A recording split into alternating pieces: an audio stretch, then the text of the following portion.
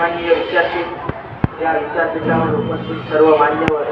आणि समोर बसलेल्या माझ्या विद्यार्थी मित्र,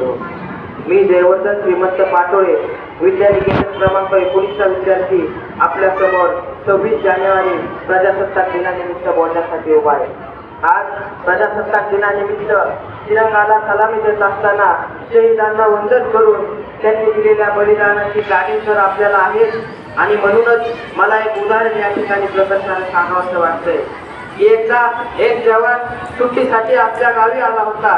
आणि गावी आल्यानंतर पाकिस्तानने भारतावरती हमला केलेला होता आणि तो जवान आपल्या घरी गेल्यानंतर त्या जवानाची आई त्याला सांगते की बाळा, तुला जावं लागेल, पाकिस्तानने भारतावरती हमला केलेला आहे, तुला जावं लागेल, तुला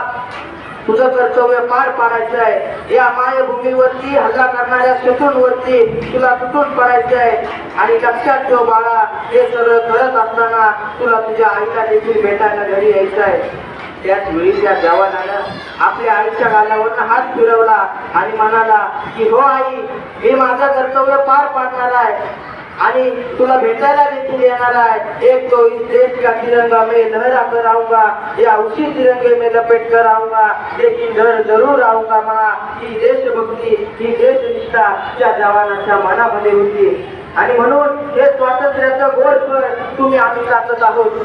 आपल्या भारत देशाला स्वातंत्र्य मिळाल्यानंतर हा भारत देश कोणत्या मार्गाने चालणार आहे हे ठरवण्याकरता डॉक्टर राजेंद्र प्रसाद